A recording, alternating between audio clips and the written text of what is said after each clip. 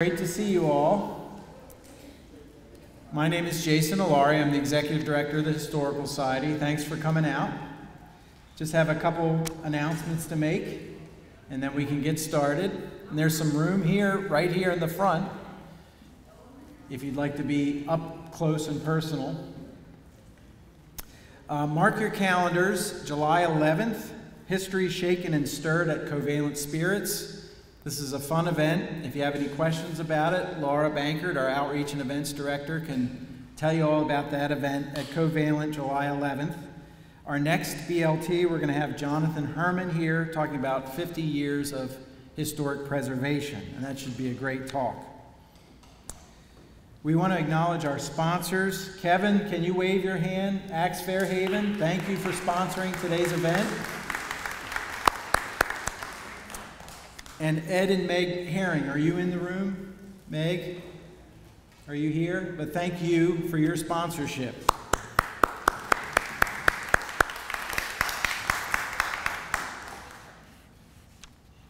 John Laycock has a deep interest in studying family genealogy and local history. He is a board member of the Westminster chapter of the Sons of the American Revolution. Through the chapter's long-standing efforts, a Maryland roadside historic marker was placed in Bruceville in May, commemorating the Revolutionary War encampment of General Wayne and his troops, who helped force the British to Yorktown. And thank you to Judge Joe Getty for bringing the Northern News from Hampstead, Manchester, and Lyndeborough. There is an article here written by Judge Getty about the marker and the dedication. We have copies at the front, or maybe Laura brought them in, and by the coffee. So take a copy, and again, thank you for bringing this. John lives in Sykesville with his wife, 3 children, 4 cats, and 1 dog. Are they all the same? The dog's gone. So you're getting more cats then? No. Okay. If anyone wants one, we've got a diabetic cat and another one with a thyroid issue. You're welcome to one. All right. See John about the cats. He grew up in Chicago, remains a Cubs fan. Although we were chatting before the talk, he's leaning into the Orioles now, so more than ever. But anyway, without any more delay, can we welcome John to the podium? Thank you.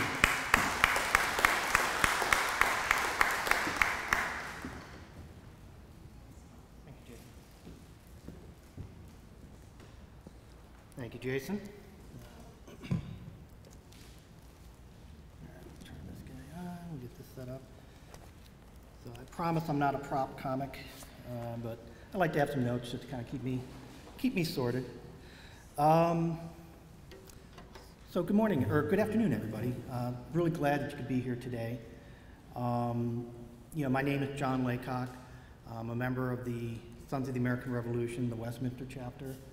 I'm also a member of the Historical Society, and I'm here today to give a talk called Patriots in Carroll County, Norman Bruce. Now, Norman was really an accidental discovery for me. Some of you may remember my talk last year. We talked about Wayne's March coming down through Carroll County in the run-up to the Battle of Yorktown. Wayne and his troops left York, Pennsylvania on May 26, 1781. And they will encamp, they'll come down through Littlestown, and they will encamp in Bruceville, just south of Taneytown. And during the research for that, I discovered Norman Bruce. And as I said, he was an accidental discovery because we were really focused on the encampment. We were really excited about that. We talked about doing a historical marker. And I started reading about Norman and really got fascinated. I really went down a rabbit hole, which is why I'm here today to kind of pull some of that stuff out of the rabbit hole and show you guys and share that with you.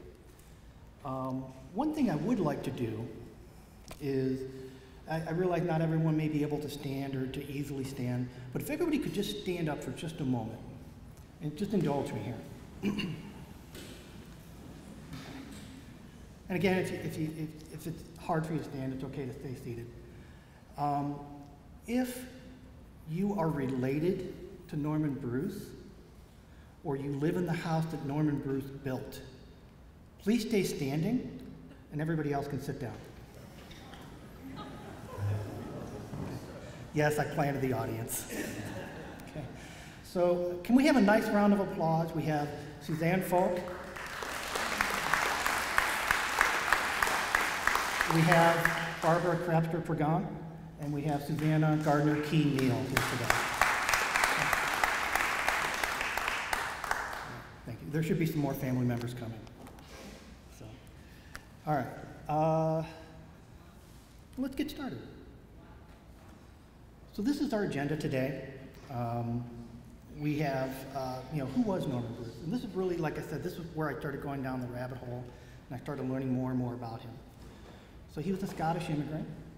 He was a very prolific landowner. He'll own over 14,000 acres of land in Maryland, and I believe some in West Virginia as well.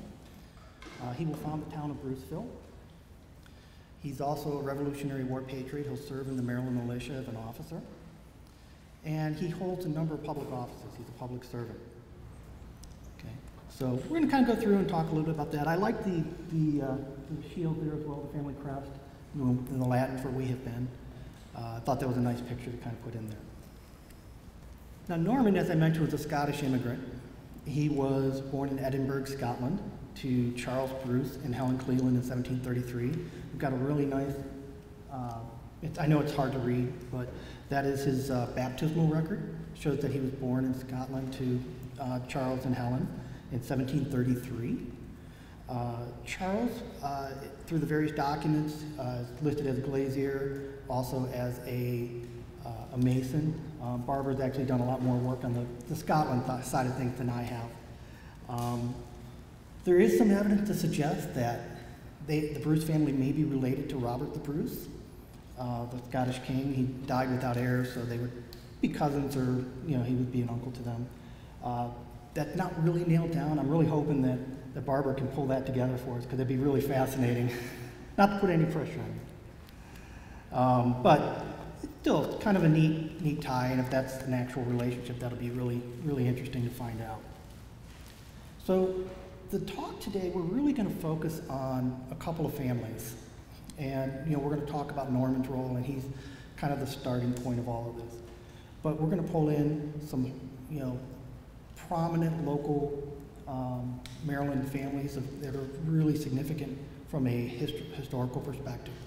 But we're going to start with the Bruces. So Norman's going to arrive in America and settle in St. Mary's County sometime around 1757.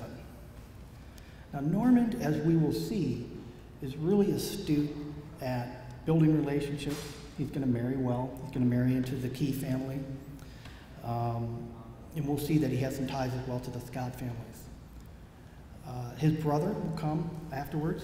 Around 1766, he will come, and he's going to be appointed with 3 other gentlemen, and they're going to be the Maryland General Assembly will actually appoint them as a commission to lay out the town of Cumberland in western Maryland.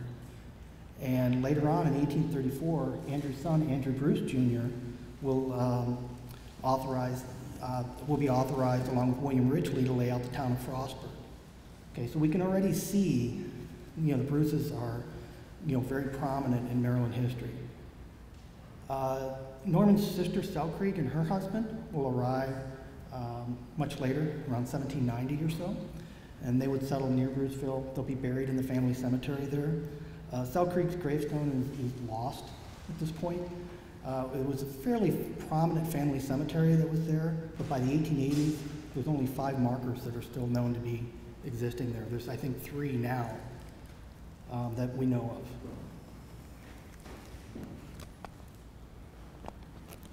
So now the Key family,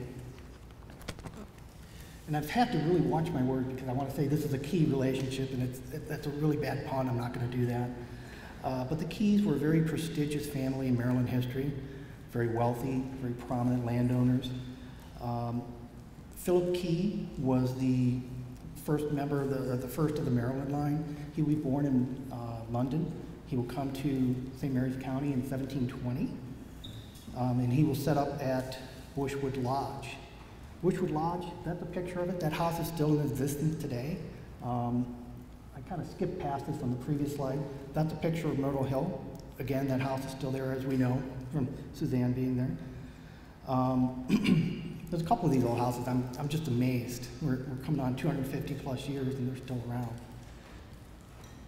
So the Key family was very prominent, very wealthy. Philip was a lawyer. He will hold a number of key offices. He will be the High Sheriff, presiding justice, and shortly before his death, he's going to be appointed to the very prestigious Council of Maryland in 1763. His sons would all hold public office, and he would have one daughter, and her name is Susanna Gardner Key. One of the things that, as you start studying these family names and their connections, you'll see that these families are very dedicated to carrying the names down through the generations. You know, as I mentioned, Susanna Gardner Key, her namesake is sitting over here. It's Susanna Gardner Key Neal. All right, it's really impressive. And as you go through the family trees, you'll see that just jumping out. You're going to see some variation of Bruce, Key, Scott, Boyle. It's pretty remarkable. Now, Norman is going to marry, like I said, he marries very well. He marries into the Key family. He will marry Susanna Gardner Key.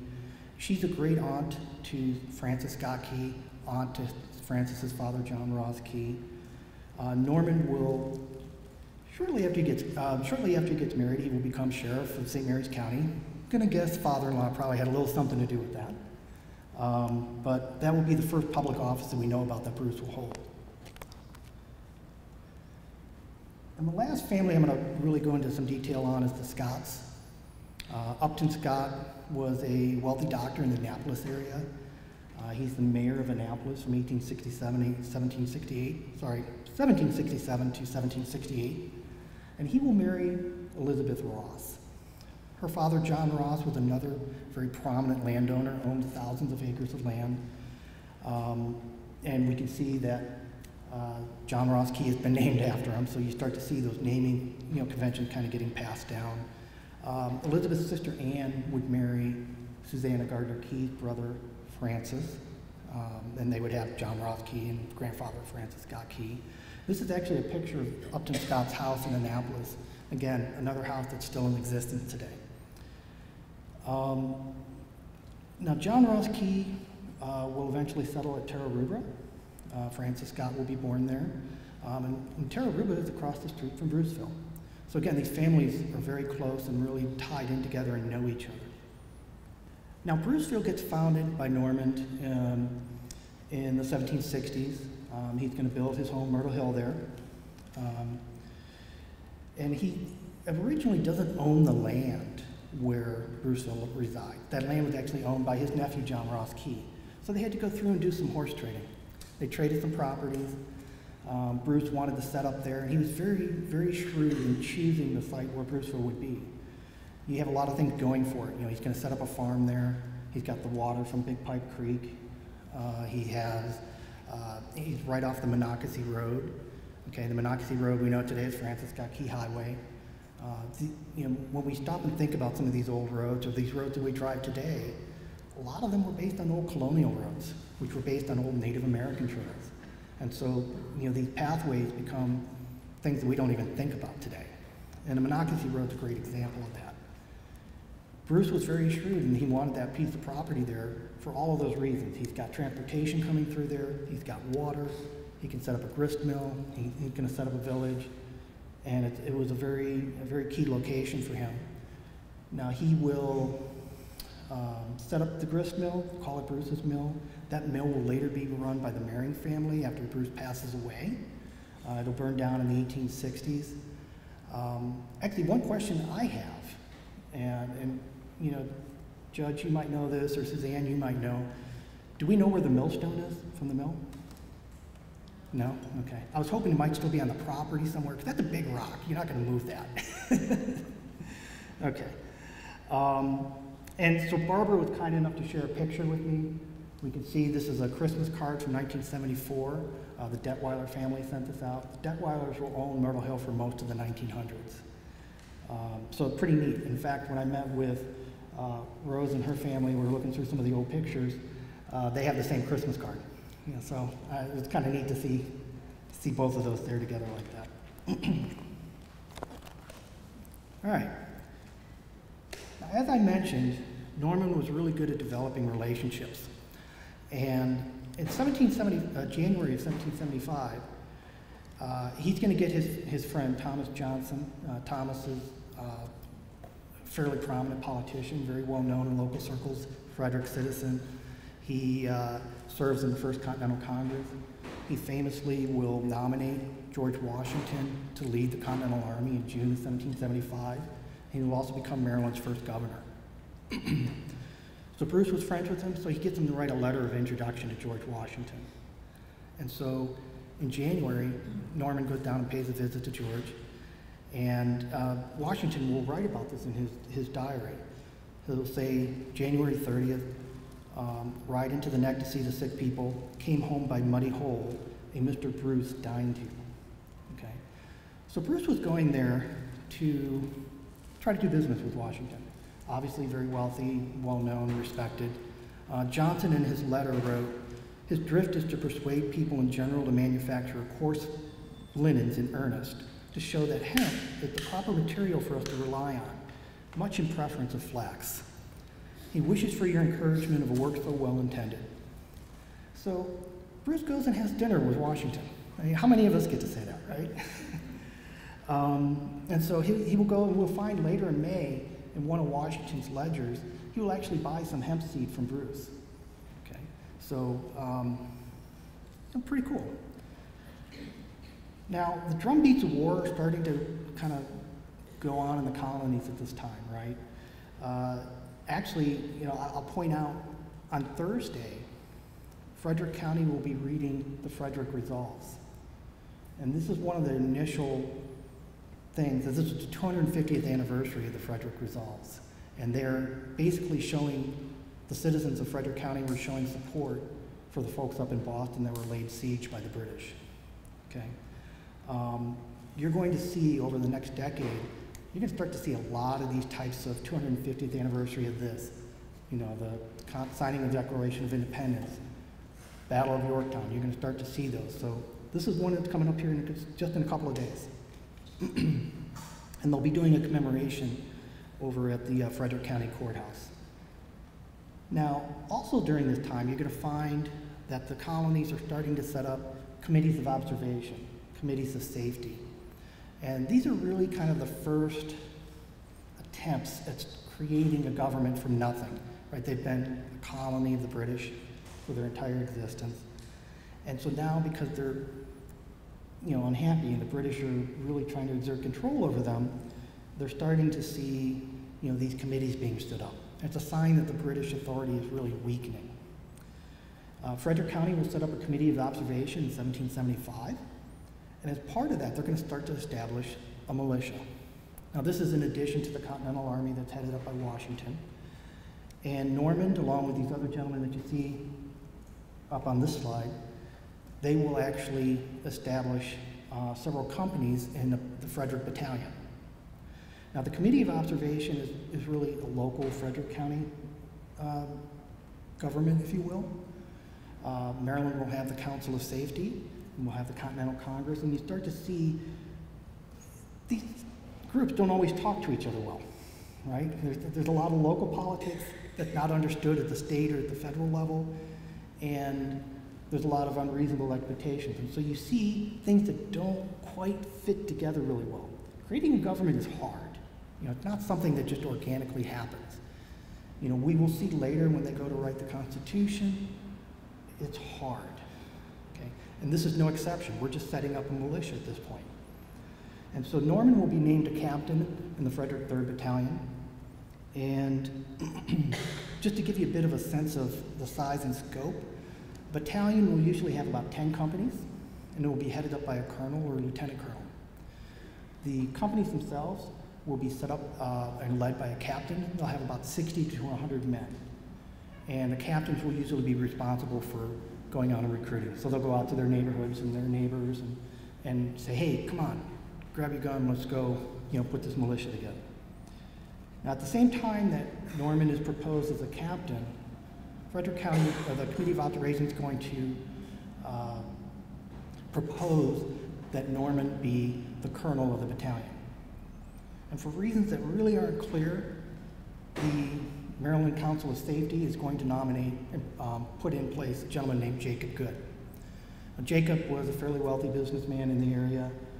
I'm not quite sure what the circumstances were there, why he was put over for that position. I mean, Bruce had the Key and the Scott family. He was a successful businessman as well. But we'll see that Good later on in early part of 1776 will go and join the flying camps with the Continental Army. Okay, maybe he was looking for, maybe he didn't necessarily want to be in the militia, or maybe he was getting some pressure, from the guys at home. I don't quite know, but it is an interesting distinction to make. And we'll see Norman will actually become colonel of the battalion later in October.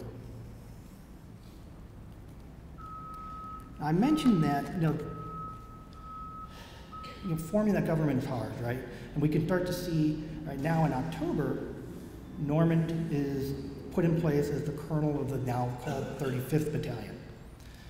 Maryland will go through and rename all the battalions, change its name from the 3rd Battalion to the 35th Battalion, and Norman is put in as the colonel. We'll also see some of the names as his command staff, or some of the other captains that were on the previous slide. And he will also be serving under Brigadier General Thomas Johnson. So we start to see these names coming around and these connections that are happening here. Now we get to December of 1776, and Washington is under a lot of pressure. He's had some very disastrous defeats. He's had to retreat from New York. Congress is starting to doubt his leadership abilities. They've lost some very significant battles. And Washington is on a furious letter-writing campaign through the fall of 1776 and into the end of the year. He knows he has a looming recruitment crisis coming. A number of his men are due to be finish their terms of enlistment in January and February. And he still needs money, he needs supplies. They're in a really bad shape at this point. So he's been writing to Continental Congress, Maryland Council of Safety, all the different committees of observation and safety, begging for men and supplies. And on December 9th, Congress is going to request that the Maryland militia come up to Philadelphia and then on to New Jersey to help reinforce Washington. There will also be several other letters kind of going around. Copy of this letter went to Johnson and the Maryland folks. Maryland will send a letter to Johnson. And this is basically like everybody forwarding an email today, right? And so what we're going to see is that Johnson will start replying back, and there's all these letters. He's going to start forming up his army and getting the militia together through the month of December. One of the things that I found really interesting is part of the enlistment guaranteed these men shoes. And you think about that, right? I mean, how many shoes do you have in your closet now? And a lot of these folks probably only have one pair of shoes. They probably weren't that great. They were probably patched up and just made do with what they had. A lot of these folks are farmers and just living, very much off the land. Now, Johnson is very concerned about this. There are several letters where he's saying, okay, where do I get the shoes? Where do I pick them up? Are you going to send them to me in Frederick? Am I going to pick them up in Philadelphia? How's this going to work? Being a good leader, he's trying to take care of his men.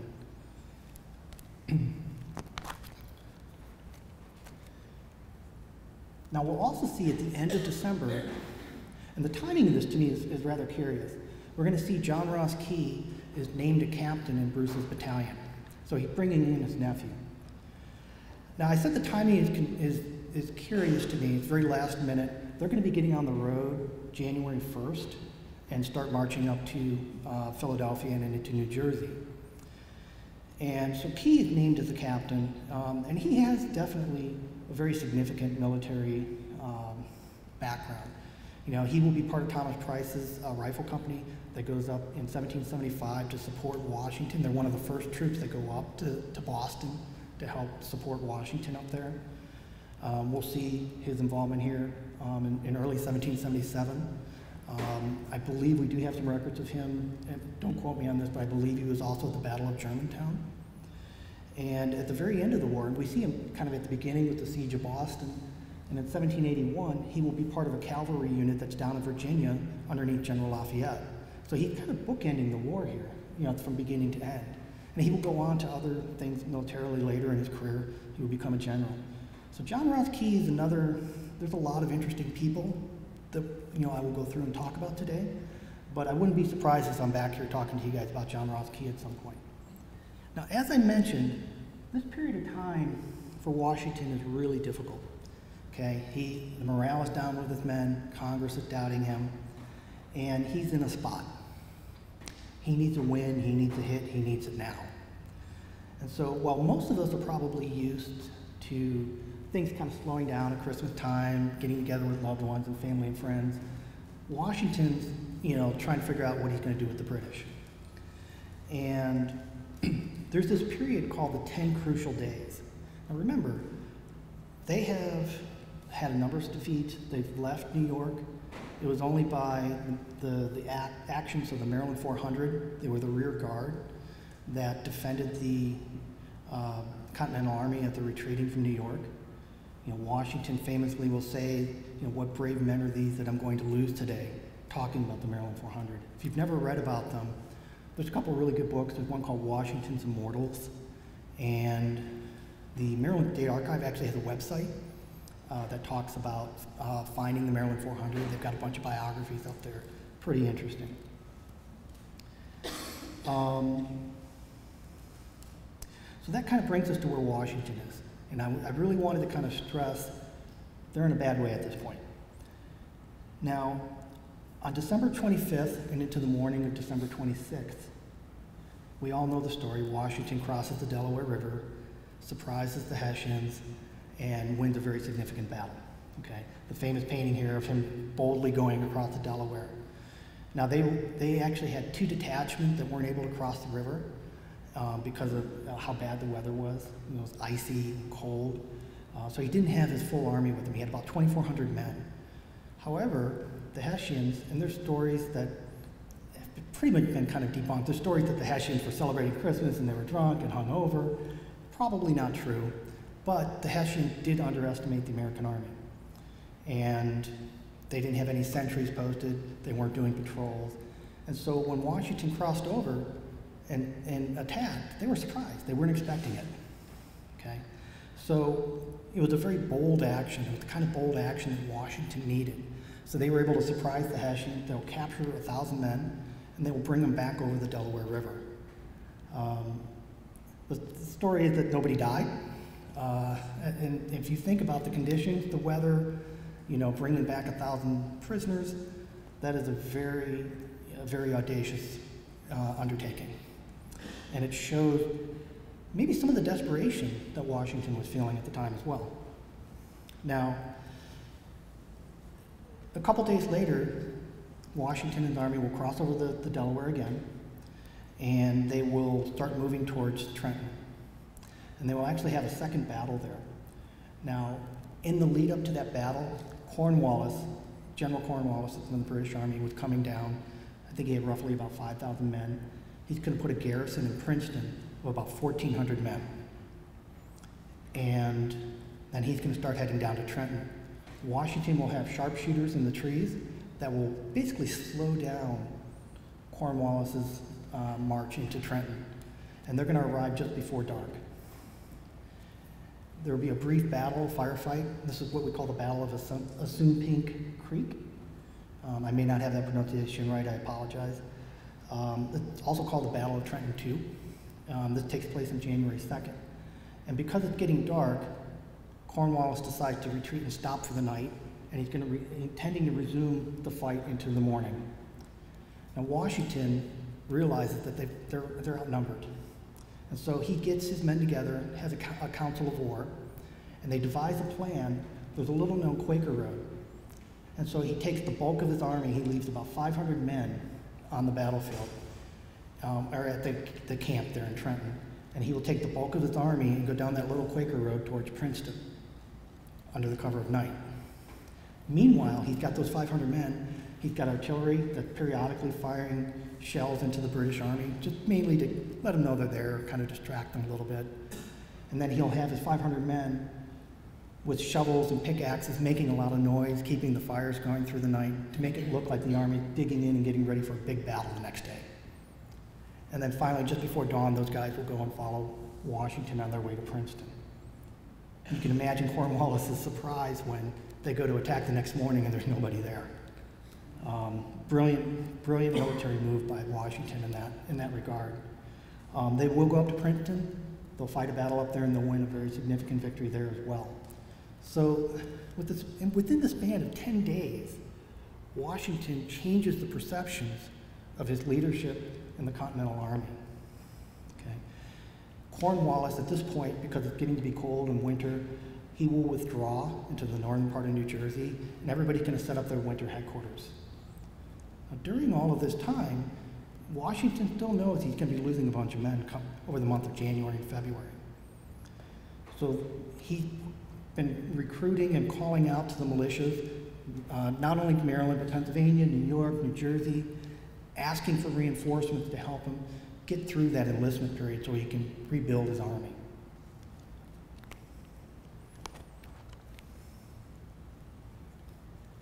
Now, the period of time from January through March of 1777, it's called the Forage War. Now remember, Washington and his troops fled from New York. The British Army followed them. They're going through the countryside of New Jersey and New York. They're plundering and stealing anything they can find. They don't have a lot of supplies. Washington comes through, and then the British come through. They're plundering and stealing, okay? So now we have this situation where it's wintertime. There's not a lot of supplies. And this is called the Forage War because these guys are literally going out through the countryside trying to find any food or supplies they can to survive. There will be a number of skirmishes that happen through this time. You'll see probably Elizabethtown and Drake's Farm are two of the more well-known skirmishes. But I want to talk to you about one that takes place in Whippletown, New Jersey.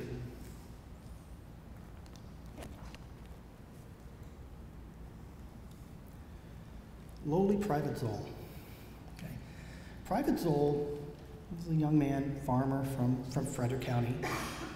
He's going to enlist in the Maryland militia, and he's going to serve under John Ross Key.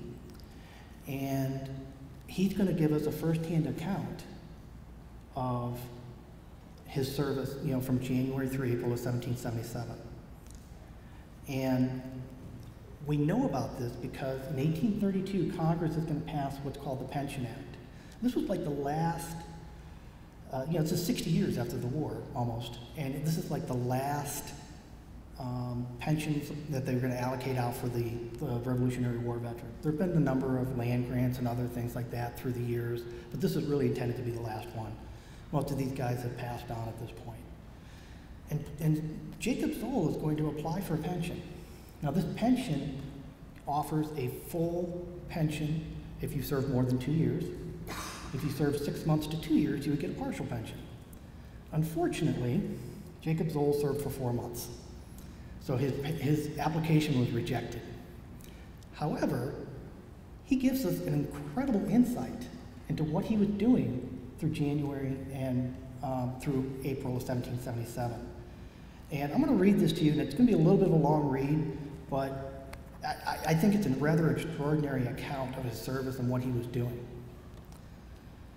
And I'll start. So from the great length of time, I can only recollect the name of General Putnam of the Continental Establishment, and the regiment in which I served, I think to the best of my recollection, was called the 4th Regiment of Maryland Militia, and commanded by Colonel Norman Bruce and Major James Shields, and was acquainted with General Smallwood, commander of the Maryland line of regular troops, and also with Captain William Wilson, Captain William Shields, Captain Philip Matthews, and Captain John Ross Key, who commanded my own company, and also with Lieutenants Hockey Smith and Thomas and Joseph Wilson. The general circumstances of my service were these: there being a general movement amongst the people of my neighborhood to fight for their liberties. I volunteered for 3 months in a company with the majority of my neighbors who were able to bear arms, in company of the Maryland Militia, commanded by John Ross Key at Taneytown in Frederick County, Maryland. On the first day of January of the year AD 1776, remember, he's recalling this 60 years on. He means 1777, but you'll see he says 1776 here. I'm going to give him a little break on that one, though. From which our whole regiment marched through the snow about knee-deep. This is why those shoes were so important.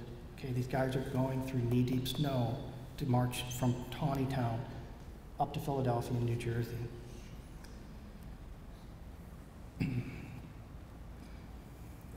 They marched through the snow about knee-deep via McAllisterstown, Little York. They're basically going up the Monocacy Road, by the way, okay?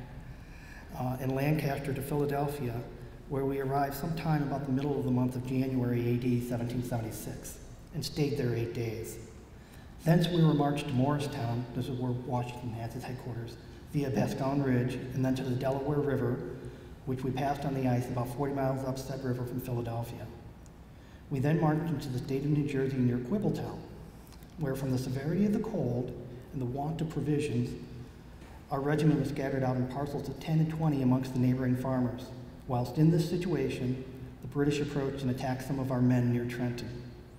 And they retreated back on us near where the regiment to which I belonged, having been called together, and a regiment under General Putnam had a general battle with the said party of British, which battle was closely fought for about 1/2 of an hour, when the British made a retreat, leaving the field of battle in our possession, leaving none of our men either killed or wounded. About 4 weeks after this battle took place, a regiment marched back to Philadelphia by the same road that we had come. This battle took place sometime in the month of February AD 1776, I think it was February 8th, after which we were discharged to Philadelphia, thence I returned home. I know he didn't get the pension, but I think he should have. This is a really extraordinary first-hand account. I mean, the guy walked through knee-deep snow from Taneytown up to New Jersey, okay? He had the battle, and now, militarily speaking, it's probably more of a skirmish, not a full-fledged battle, but I can imagine him back home afterwards sitting in the bar telling his buddies about this big battle he fought back in the war. And, you know, I mean, and we didn't lose a guy. Nobody got wounded. You know, go USA, right?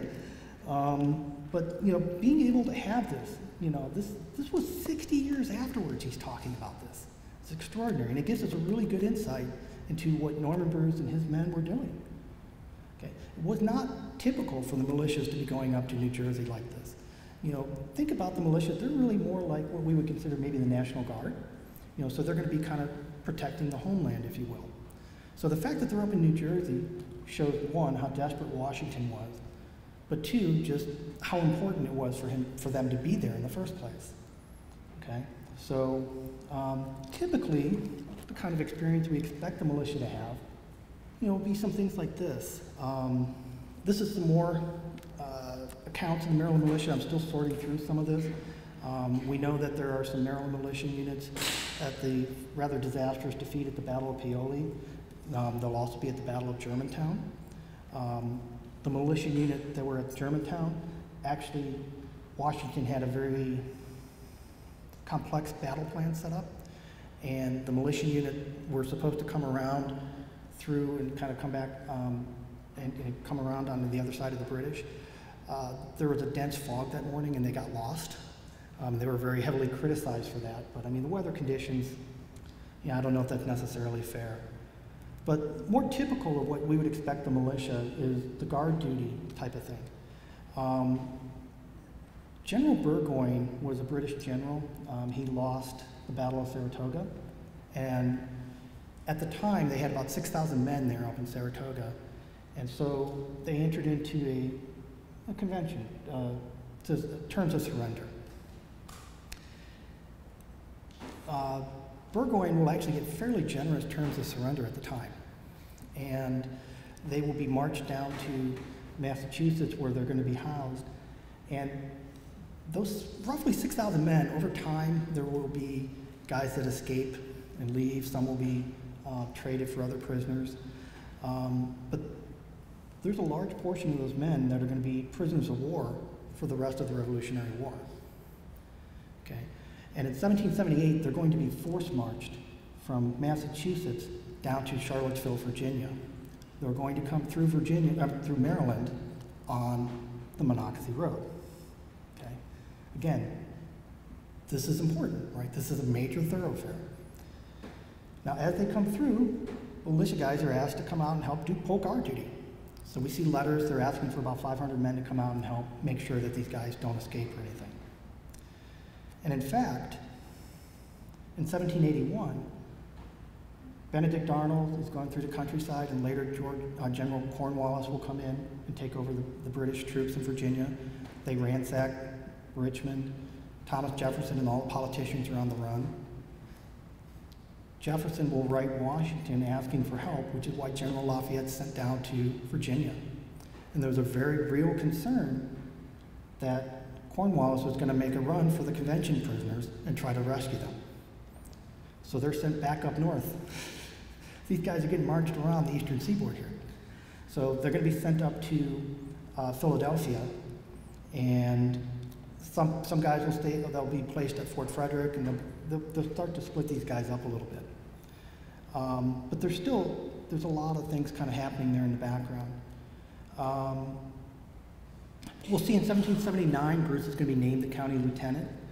This type of position, he's basically in charge of the county. So he's making sure the recruitments are taking place, that the guys have their supplies, he's taking the orders and sending out the troops as he sees fit to respond to different things. There's a number of times where the British will be coming up the Chesapeake Bay and they'll need to send guys out to kind of respond to that. 1779, they get a request for guard duty for 400 prisoners from Philadelphia down to Fort Frederick. I believe these are some of the Hessians that were captured by Washington during the Battle of Trenton. I'm not 100% on that though. But these are, this guard duty type of thing is what we typically expect for the state militias. Now I mentioned Anthony Wayne coming down through Maryland, again, the Monocacy Road. This is where everything really started for me. I started studying his march from York, Pennsylvania down into Virginia. We found out that they left York on May 26th, they go through Littlestown and they encamp at Bruceville, and we were very lucky to get a marker dedicated there. It just went up a couple weeks ago. If you get a chance, it's on Francis Scott Key Highway, just north of Bruceville Road on the southwest corner of the bridge going over Big Pipe Creek. Brand new sign, so very cool, very exciting. But what this points to is what I was talking to earlier of Bruceville being a very strategic location. You've got a hilltop there. You get up on top of that hill, you've got a great vantage point of the surrounding area. You've got Big Pipe Creek, you've got water, you've got a grist mill, you've got a farm. They also knew that they had Norman Bruce there. Now, I don't know if Norman was there when they encamped, but they knew they at least had a friendly place to stop for the night. So again, Bruceville is prominent. And we're going to see 80 years later, when General Meade's coming through Frederick County, or Carroll County at that time, he's going to headquarter at Taneytown, but he's going to have his troops spread out through the countryside. And he's going to create what's called the Pipe Creek Line. And this was actually a really brilliant defensive setup that he had. He knew that Lee was in the north. He didn't know where Lee was going to go. So he takes all of his troops and spreads them out in a line, and they basically are on all the major roads between Lee and the cities of Washington and Baltimore. So that if Lee starts making a run to one of those cities, he can have his troops converge in on that point. And so he's staging them as he goes. And we know that on June 29th, the 12th Corps, which was headed by Major General Henry Slocum, will encamp at Taneytown and Bruceville. And then later, the next day, the artillery reserves will encamp at Bruceville. Okay? So again, this points to the key strategic nature of Bruceville. You've got the water, you've got the high ground, you've got the major road, the thoroughfare. Okay? This defensive structure also allowed for, if Lee made a move, Meade can counter and bring in other troops to reinforce if they went down a particular road or direction. So again, it points to the importance of Bruceville. Now, I talked a little bit about some of the public service that Bruce did. He was sheriff of St. Mary's County. He was also sheriff in Frederick County. In fact, there's a structure on the grounds at Myrtle Hill that's believed to be the first jail of Frederick County. You see he holds a couple of other offices here. In 1780, he's actually elected to the Maryland Lower House, and unfortunately, he did not attend, and he would resign that position for reasons unclear. Now, after the war, Bruce is still out there hustling, right? He's trying to, build his wealth, and he's got a lot of irons in the fire, if you will. So he and one of the fellow officers he served in the Maryland militia with, Charles Beatty, he was a colonel of one of the other battalions. They will be out surveying. They will be asked by the Maryland legislature to go and explore the Potomac River. And while they're out there exploring, they run into his old dinner companion, George Washington. And they exchange some pleasantries, and Washington urges him to keep exploring. Now, the whole purpose of these canals was really to get a waterway from the Great Lakes down through Virginia and Maryland and out to the Chesapeake ultimately. Washington actually had invested in and was the first president of the Potomac Company. And they would build 5 canals, but they didn't really get where they needed to. The C&O Canal Company would eventually buy the Potomac Company. And there was kind of the competition. Washington really wanted to have the canal be on the Virginia side of the Potomac. And of course, the Maryland folks wanted it on the Maryland side, and eventually the C&O Canal is on the Maryland side. But this just kind of shows that he's out there. There's a letter that Bruce will write in 1784 to Washington proposing a venture. There's a copy of that letter up at the Minnesota Historical Society. I was able to get a copy of it, so it's really neat to kind of see Bruce's own handwriting. Pretty interesting stuff. Now in 1811, Bruce will pass away in April, and his will be probated in May of 1811. And when you go through his will, you start to realize the extent of his holdings. He's got a lot of land.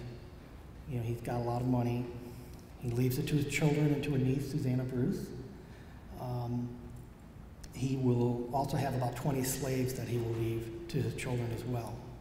Okay, it's a sign of how much wealth he had.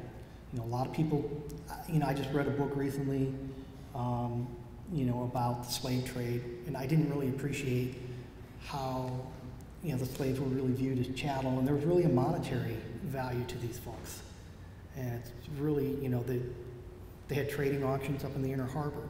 Okay, so the idea of, you can count the number of slaves and start to get a feel for how wealthy the families might have been. But the story's not going to end here, okay? So we're going to see through some of Norman's descendants, and also his money, they're going to persist and continue into the 21st century, okay? And you'll see what I mean in a moment here when I talk about one of his sons. This is part of the deck that I kind of call the name dropping part of the deck here.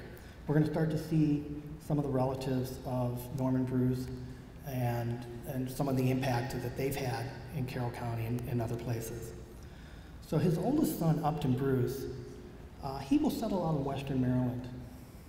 He will serve in the Maryland House of Delegates, and probably most notably, he's the grandfather of Emily Price. Does anybody here know who Emily Price is? You might know her better by her married name, Emily Post.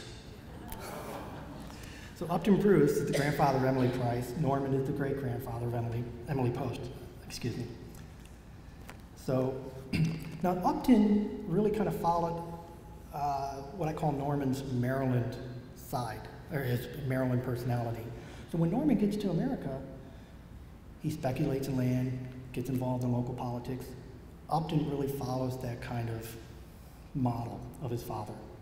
But then there's the Scottish side of Norman. And Charles is really going to follow that Scottish side. He's going to be the adventurer. He's going to travel the world. In his younger days, he will depart for Scotland and study medicine. And like a lot of young men in that era seeking adventure, he's going to enroll as a ship surgeon in the East India Tea Company and make his way to India. And he's going to see the world.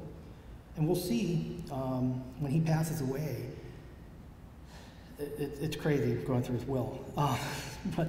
But through all of this, he never marries. He doesn't have any children that we know of. When he gets to India, he's going to jump ship. And Barbara shared some documents with me last week. You know, they were actually calling for him, you know, and we're not quite sure, he must have worked out some sort of deal because he will run a newspaper in Calcutta for 26 years. Now, he will get news that his father had passed away, and he has a period of time where he's got to get back home to claim a rather large inheritance. And so he will return to America, and he will eventually settle in Staten Island, New York, where he passes away in 1826. Now, just like his father, you know, because he inherited, I think it was roughly $100,000 in 1800s money, whatever that works out to today, I don't know. But he's going to leave a lot of money to friends and family that he's met through the years. So when you go through his will, it is just a list of names from everywhere. He's also going to establish several legacies and charities. Most notably, they will create the Dr. Bruce Fund in Edinburgh, Scotland. This fund is there to help people that are poor, need some money, and so that money will actually, that fund is still active to today. Okay, there's still money in that account. Think about that. 200 years after the death of his father, almost 200 years after the death of Charles, Norman's money is still helping people. And by the way, there's a great article by Mimi Ashcraft about Charles. It's worth a read. You know, definitely check that out if you can. It kind of paints a picture of Charles as well. Now, Norman's youngest child, his only daughter, Elizabeth Keepers, she stays in the area.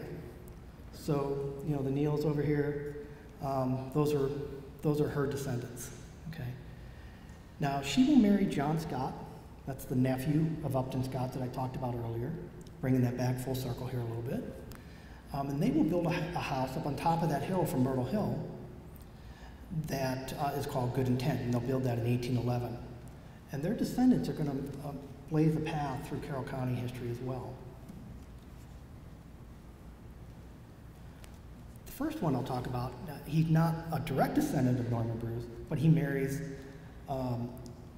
John Scott and Elizabeth's daughter, Elizabeth Maynadier Bruce Scott. And she's obviously a granddaughter of Norman. But Colonel John Brooke Boyle is a prominent politician in early Carroll County history. Okay? He's all over the place. He was also very wealthy. He was the secretary and treasurer of the Western Maryland Railroad. And probably where most of us here know him from is he was a host to the Confederate Colonel Thomas Lafayette Rosser, who had set up, they were going through, getting ready to come through Westminster. They actually stayed at his house for the night, and he invited them in, fed them dinner. 2 or 3 of Boyle's sons will actually serve in the Confederacy. And where most of us know Rosser, or I'm sorry, Boyle from, is the marker commemorating his house. It became known as Rosser's Choice down here in downtown Westminster. Now, Colonel Boyle's grandson is Norman Bruce Boyle. Jason, you're going to like this guy here. You have a tie to Norman Bruce. One of your predecessors, Norman Bruce Boyle, director of the Historical Society, is the great-great-grandson of Norman. So I should have had you stand up earlier, too. But Norman Bruce Boyle was a very successful banker here in Westminster, very well-to-do. He served in World War I. He was very involved in local civic organizations. When you go through his obituary, he must have been in 10 or 20 different civic groups. I don't know how he had time for all of that. One of the ones I found really interesting is he served as president and chief of the Westminster Fire Department.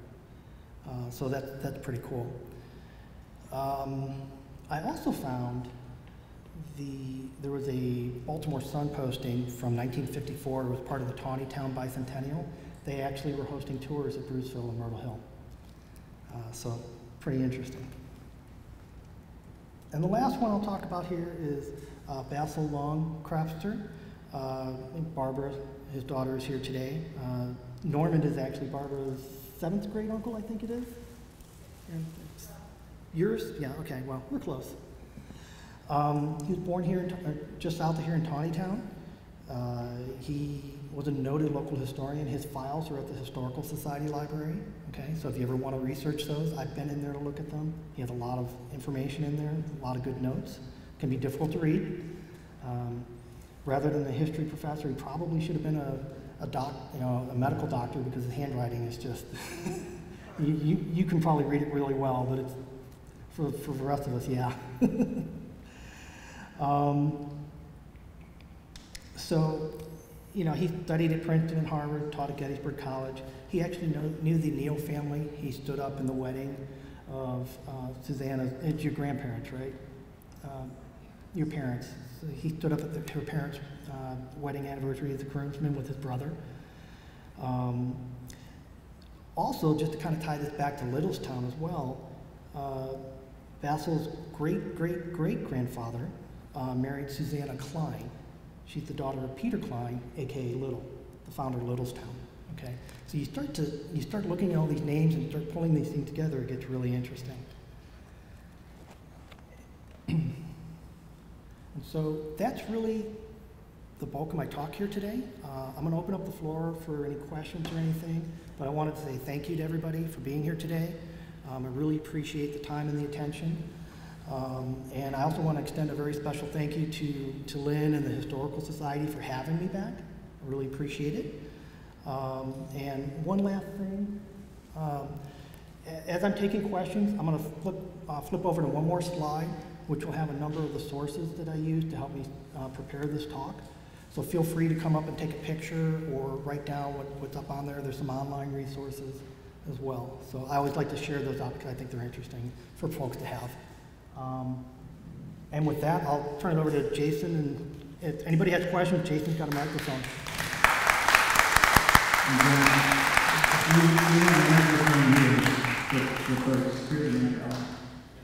I couldn't find anything online. Does any image of Norman Bruce exist? Painting? I've been looking. I think all of us here have talked about that as well. We would love to see a painting or a picture or something. There's one over here on this side. That's the hand go. No. I'm very new to this, but I do have a question. How did they bring those all from Scotland? It's not like he could just, have a cashier's check and spot that. So he gets here. I'm sorry, can you start over again, please? Yes, I want to know, how did Bruce get his wealth from Scotland to here? Because you couldn't carry a check back in those days. Yeah, I don't know. I don't know that one. Lynn, you have a question? Forgive me if I missed this, John, but was religion, did religion play a part in his life? I mean, I know there was still a lot of Protestant, Catholic back and forth going on back in those days, and I wonder if that had anything to do with his role of resigning. Yeah, there was. I don't remember which church it was. I know that there was, in one of Scharf's writings, he talks about Norman and a group of other men raising some money to build a church and I think a school as well. But I don't remember what denomination it was. I know a lot of the rest of the family is very Catholic, so they're buried in a lot of the Catholic cemeteries in the area.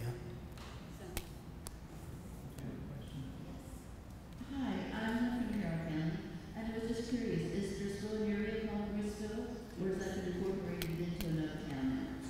It's not officially known as Bruceville. When you look at a lot of the maps, it'll be listed as Keymar, more of a nod to the Key family, concatenation of Key in Maryland. But Bruceville is still, there's Bruceville Road, just comes off of Francis Scott Key Highway. And I don't know, do you ever get anything addressed to Bruceville, Suzanne? No, it's always Keymar? Okay.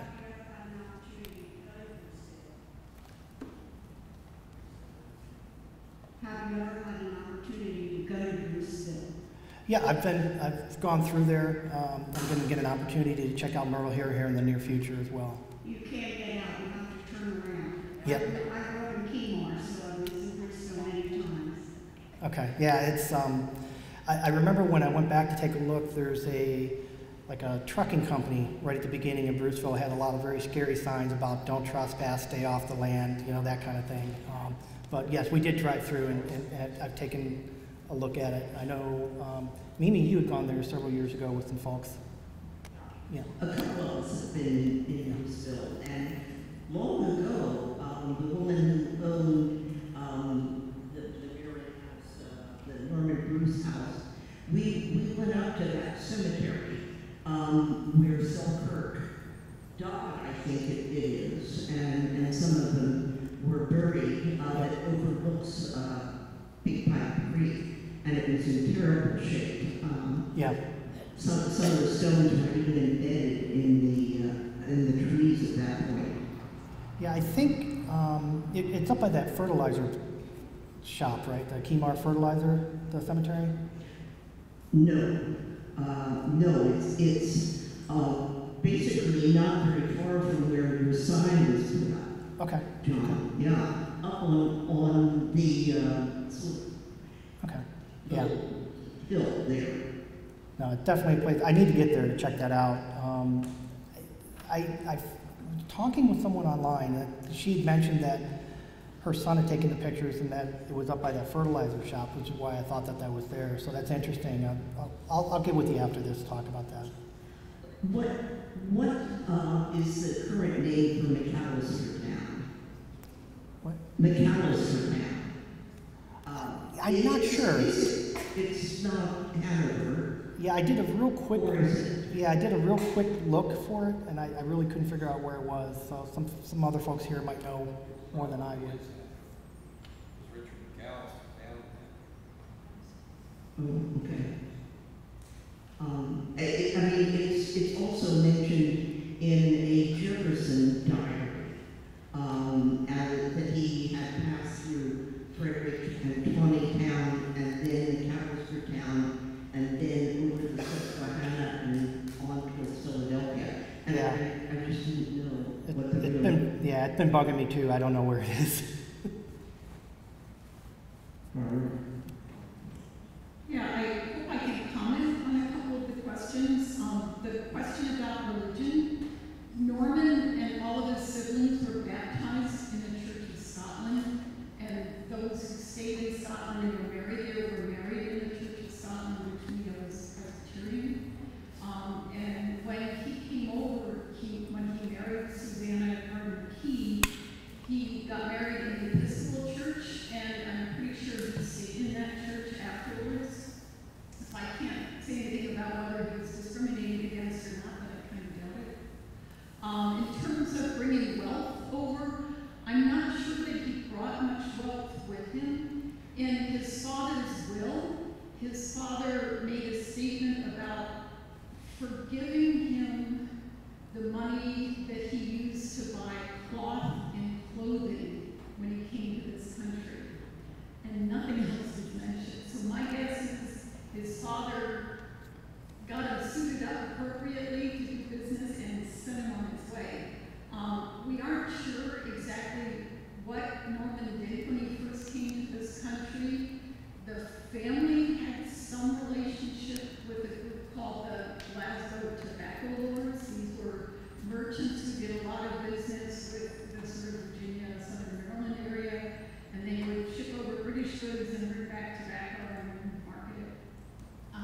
So my father, I think, thought that that was a really good line of inquiry, and I know he has a folder or two on some of the tobacco lords. I don't know what it is. I haven't had a chance to look. But I'm not aware that he felt he proved anything with that relationship. But it's, you can envision him coming over perhaps as an agent for one of the tobacco dealers, and then in the process, meet somebody in the Key family, gets introduced to the daughter, and the rest is history.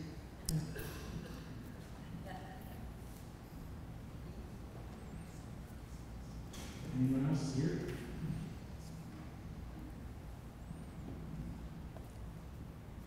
Hi, I was born in Bruceville, and the first 10 years of my life was spent down there. And in the house on Burnell Hill, there was a family that lived there, an elderly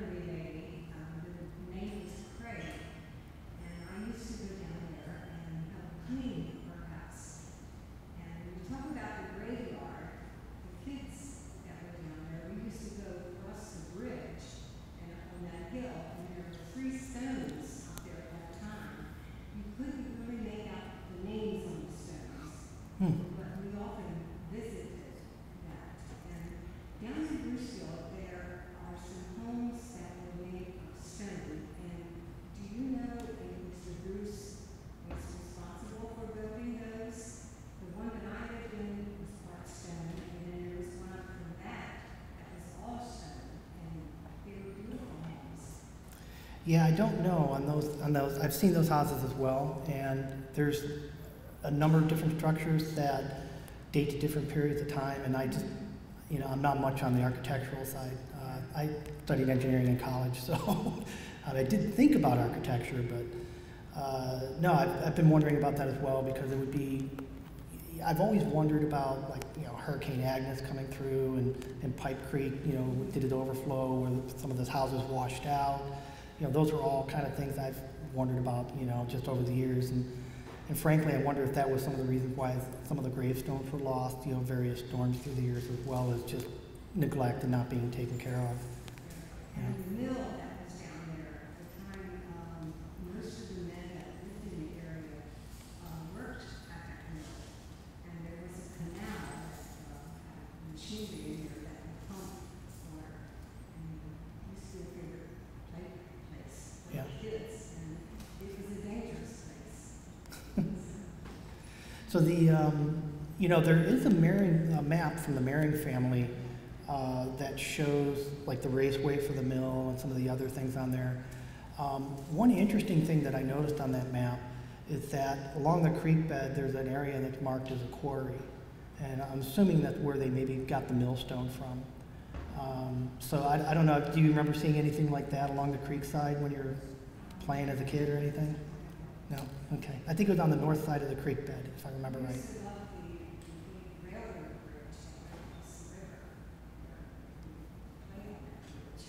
Yeah, yeah. No, it's a great, it's a neat little area, so it must have been a lot of fun as a kid.